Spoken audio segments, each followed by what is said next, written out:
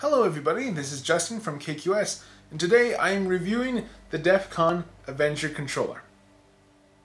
I know a triple review sounds like a lot, but two are pretty small upgrades and I'll mostly be focusing on the Avenger. So I'll simply start out with the Control Freaks. The Control Freaks are an add-on for the analog stick, and the concept behind it is that basically raising the sticks, it gives you a bigger range of motion, which lets you crank your sensitivity up a lot. I don't exactly, you can take them off. I personally don't, because when you kind of put them on, they do kind of tend to mess with your analog sticks, as you can see here. These little bite marks, I guess you could consider them. What the Bionic Edge does, it pretty much is a piece of adhesive, and it just sticks onto your controller. But what it does is it's like a little hinge, and like this, it's configured to the A button here. And how to use the A button is you just kind of squish your palm just raw.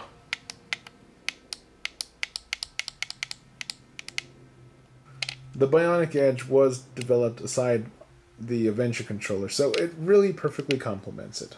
So the real focus of the review is the Avenger DEFCON 4.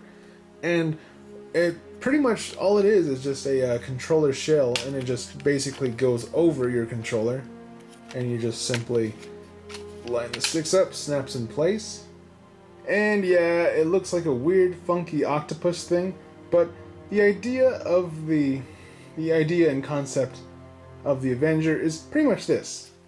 When playing a first-person shooter, you're basically, you're using the left to move, right to aim, we all know that, but when you need to jump or reload or whatever, you're basically taking your thumbs off the sticks, which is not really a good idea in concept, because you could be essentially aiming. The only way you can really try to do that is if you play claw, and this is extremely uncomfortable. This is weird because your fingers are meant to do this, not this, like kind of roll it and stuff. So what the Avenger does is it actually lets you hit, instead of hitting the X button right here, or the Y, B, A button, you're basically like this. I hit the X button with my index finger over here. I hit the Y button with my other index finger over here. If I want to panic, I play Call of Duty Tactical, so if I want to panic knife someone, I just roll. Just kind of roll my wrist, roll my hand a little bit, roll my finger, whatever, and I hit the B button. And now, with the Bionic Edge, I can jump by just kind of pushing down on my palm. So, yes, this is pretty overwhelming because, let's face it, this is not what we're used to. We're just used to doing this all the time, and this is just like, whoa! But kind of think of how much of a real advantage you have. And so now I have my scuff controller. Basically, same thing, using your index and your thumbs, but now I have the two paddles, and I basically hit them with my ring fingers down here. So that's basically two more. So let's kind of count. 1, 2, 3, 4, 5, 6, 7.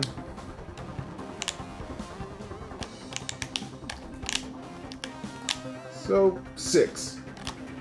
Not bad. So now let's take a look at what the Avenger can do. So my thumbs, basically 1, 2, the thumbsticks.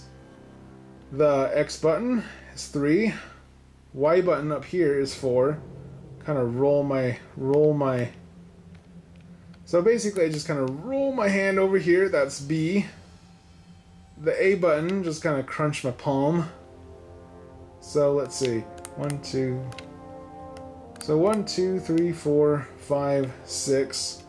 So I already have as much mobility, whatever, as a scuff controller. And then technically on the back, you have these triggers right here. A lot of people are like, I'm using my index fingers for that. So what I technically do is I like to use my ring fingers right here just to kind of pull on them.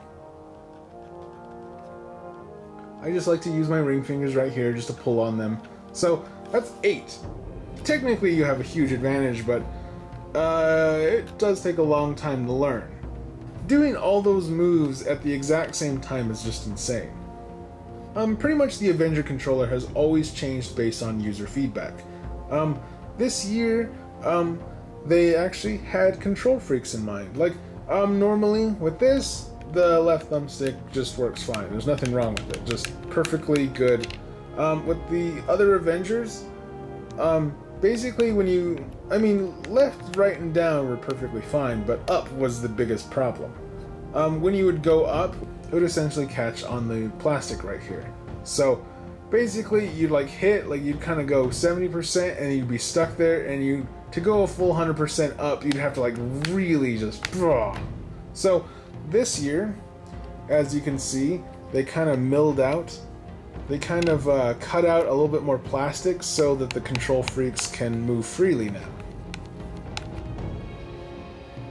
A really cool thing about the Avengers is the triggers. So basically, these are freaking huge triggers as it is. But the cool thing about this is these are adjustable. So you can basically adjust the tension to how sensitive or however you want, really.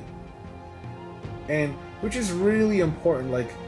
It doesn't really give you the super crazy rapid fire like most people would think, but giving you a more sensitive trigger, and basically just use your ring finger, and it's really simple.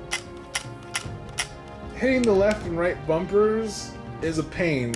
Oh my gosh, it is a pain to hit the left and right bumpers with this. So to alleviate all that, they added these. Well, technically they call them dual action triggers, but so you can basically use it how you normally do. So how you want to use the left bumper is you can either do two things. You can either kind of pull it and you can kind of hear it click. You can pull it towards you instead of pulling it back. So pull it towards you. Or, like me, what I usually do is I usually use my middle finger to actually pull up the trigger itself. So this is actually a really ingenious thing they did.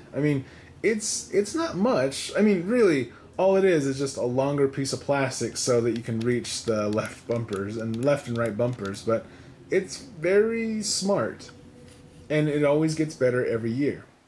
This controller was really meant for Call of Duty. Even the Kickstarter had nothing but Call of Duty footage, and it's just great. So myself, I play tactical, and the knife button is now the B button. So whenever someone is getting too close, I just kind of roll my wrist here and I can just panic knife with ease. And if I need to reload, I can just hit the X button without taking my thumbs off the sticks. But with those special triggers, I can just adjust it to shoot a little faster, and now I can use them to toss grenades. So it is really perfect for COD. Well, once you get used to it. As I showed, generally this controller will pretty much work with any FPS, but probably the second one is Gears of War. It's so weird playing with it, but to push down the A button, I just hit my palm, and that's easily able to run and dodge, get to cover, or whatever. Though there's nothing like chainsawing a dude by just rolling your wrist. Halo is alright, though I always kind of hit the B button, which should make me sprint, and usually kills me. The Avenger is really the weirdest controller add-on I've ever seen. On paper, it has one of the biggest advantages you'll ever have, but in reality, it has a huge learning curve. But once you get used to it, with the help of the Bionic Edge, you can hit any button without losing your aim, though your KD will probably drop long before you can raise it up again. As for the control freaks, I would so get them. You wouldn't think that a $15 pair of analog sticks would really help you, but even if you don't get a fancy controller, I've just been using them on the regular Xbox 360 controller for about 2 years now, and honestly it feels really funny switching back because I really feel like I have less control. And the best part of these is they're all add-ons. They just go on your existing controller, so you can basically mix and match.